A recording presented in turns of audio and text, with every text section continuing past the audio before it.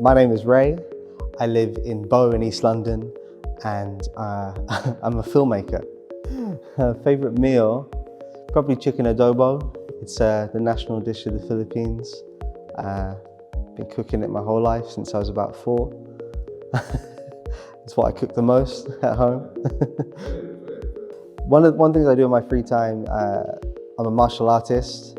I've only been doing it for a little over a year, but it's become a big part of my life. So yeah, I do Wing Chun Kung Fu. Earliest memory of money. When I was a kid, I remember my mum, she used to give me like her coppers, her 1p's, her 2p's, and she'd give it to me and I would like collect it all. And I had a very I didn't really have a good grasp of the concept of what money, but I knew this was like a valuable thing. So even though I had maybe collectively, like my small mound of coins was maybe like £1, £2, I remember feeling like this is something, I'm rich. And I remember when I was 5 years old, there was this girl that I liked at school. So I gave her some of my coins, like maybe 3p in total. But my mum was livid at me. And she was telling me, you can't do that. You just can't give people your money. We work for this. You can't just give it to a friend like that. And I just remember, I remember in that time thinking like, oh man, I don't understand this, you know? My relationship with money has definitely changed. I remember, because yeah, growing up, we never had a lot of money. You know, I would always be jealous of kids at school who had the latest games consoles. They would have like the PS2, the Xbox. I'd be there with like the Super Nintendo from 10 years prior. So yeah, just as a kid, we didn't have a lot of money. I never really got much of an allowance or like a regular pocket money. So when I became independent, started working, then for me, I very quickly developed a really unhealthy, any spare cash I had, gotta spend. And I was just buying all the stuff that, you know, I couldn't get as a kid, or like, especially as a teenager. I wanted all the clothes, all the cool clothes and stuff. And like all of a sudden, I could afford clothes. I could afford a PlayStation. I could afford every game coming out. I could afford to go out every weekend. But then I had no savings throughout like most of my late teenager years and early adulthood.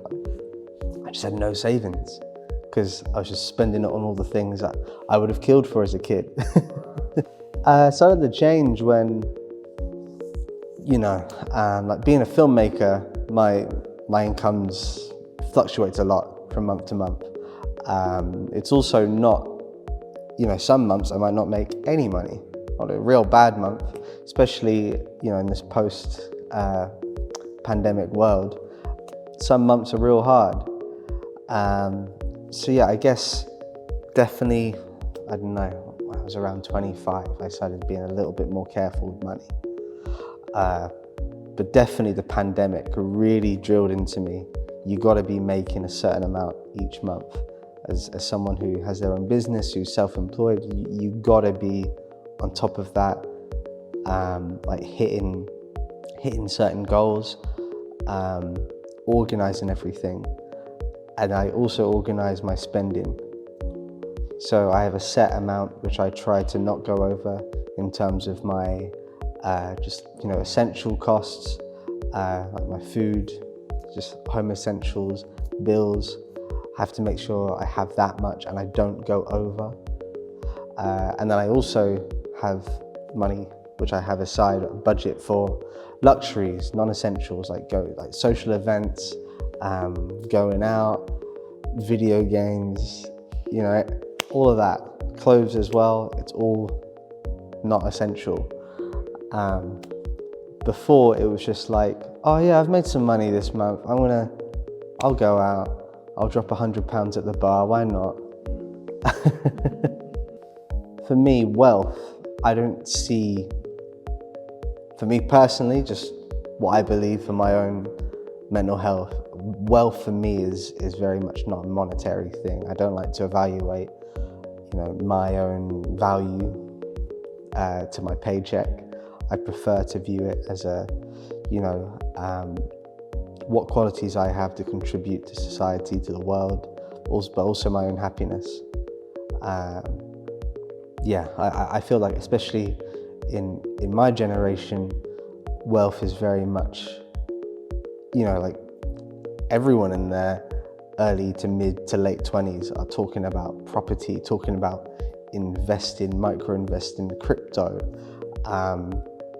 And like, it's funny because as a kid, you hear about all these things on TV, you see all these villains in cartoons who are obsessed with money, gaining money.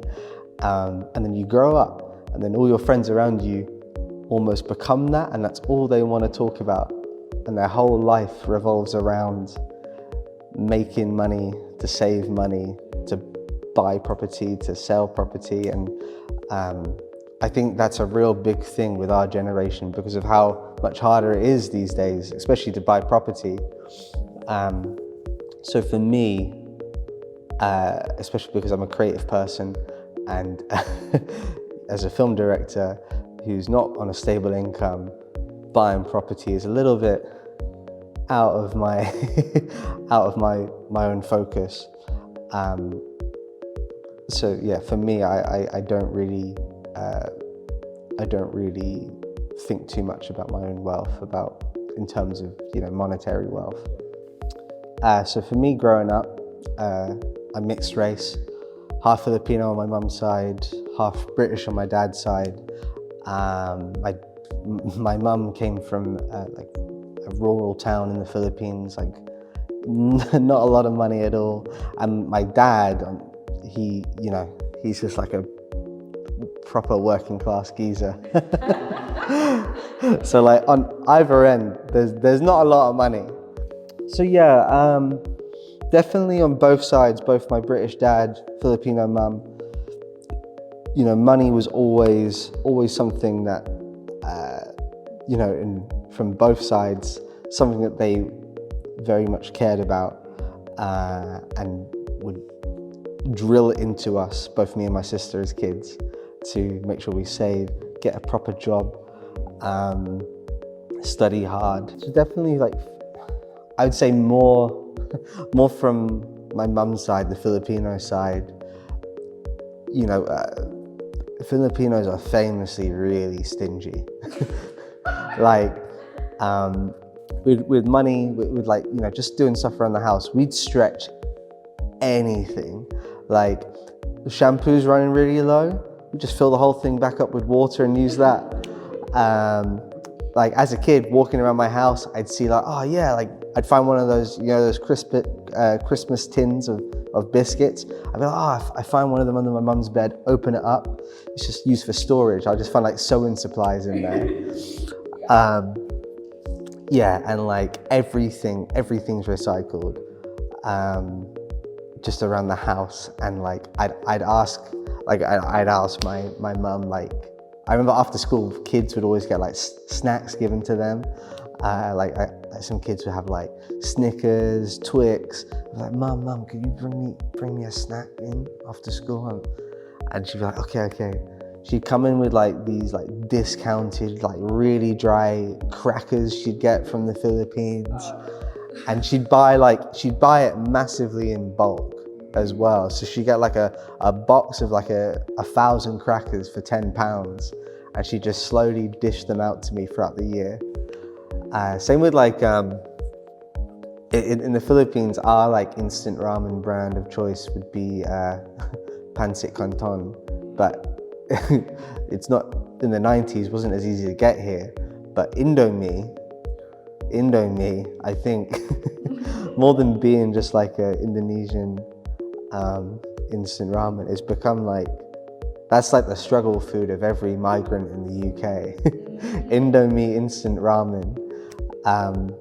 We would have like the large, massive box, like I don't know how many's in there, probably 200 or something. It would always be above the fridge. And lunch most days would just be boiling some water and having one of those. yeah, just and even when we had some money to spare, my mum was just always like that. Just, you know, always going for deals, always going to the reduced section, and that definitely rubbed off on me quite a lot.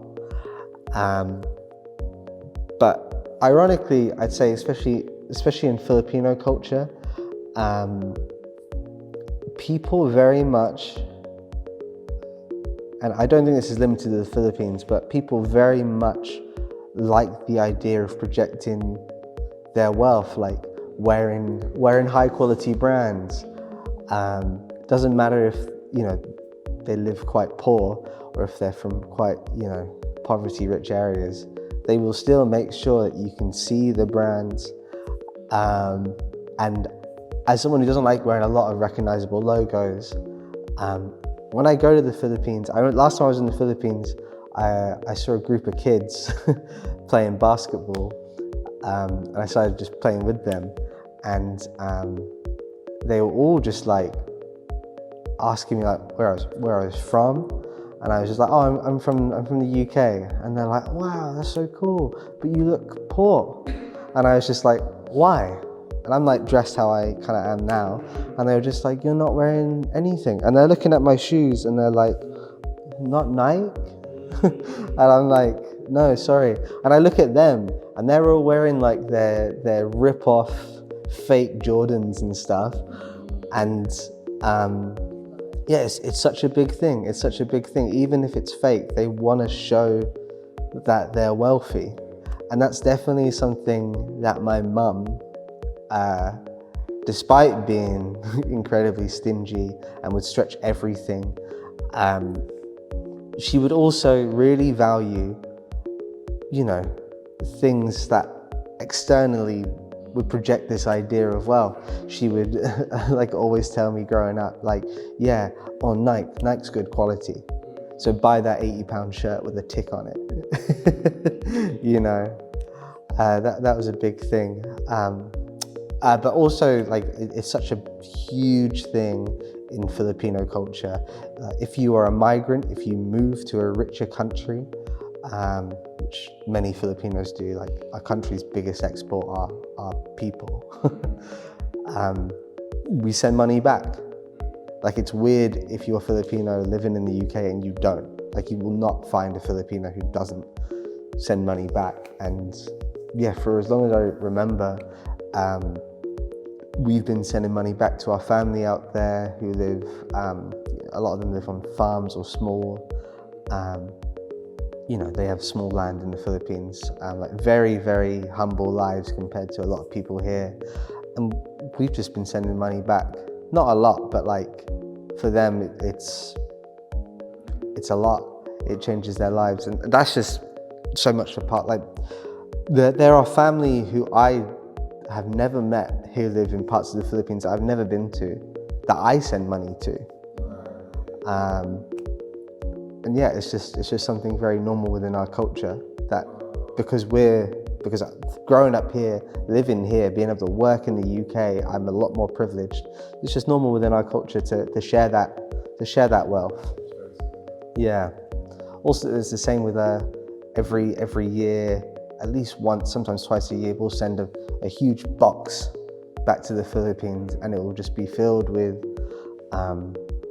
whatever clothes, like essential clothes my mum could find, like discounted or like tinned foods, and then she sends it, and then like the village that she's from, it just gets shared out, not just to my family, but everyone in the village will just come in, and yeah, and then when we go back to her village, they see us as like celebrities, and they'll be there wearing like a Marks and Spencer vest, and they'll be like, oh, thank you, this was from you. And I'm like, okay, cool.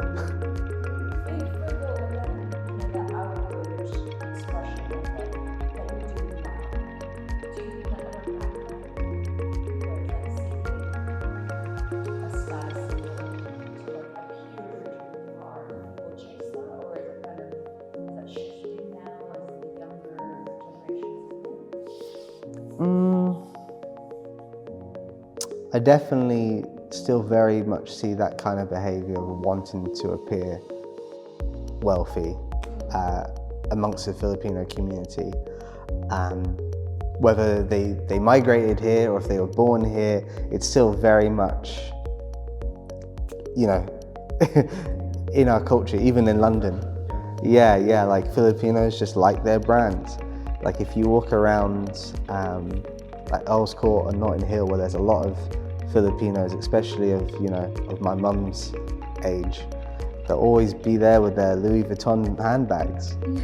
And some of them are just nurses, and I don't know how they're affording Louis Vuitton on the NHS. But I also think it's definitely, I would say a lot of my spending habits and just what I value spending money on has definitely been influenced by a lot of things, like just being a freelance creative living in London. Of course I'm going to be a little bit extra frugal and not care as much about brands as someone else.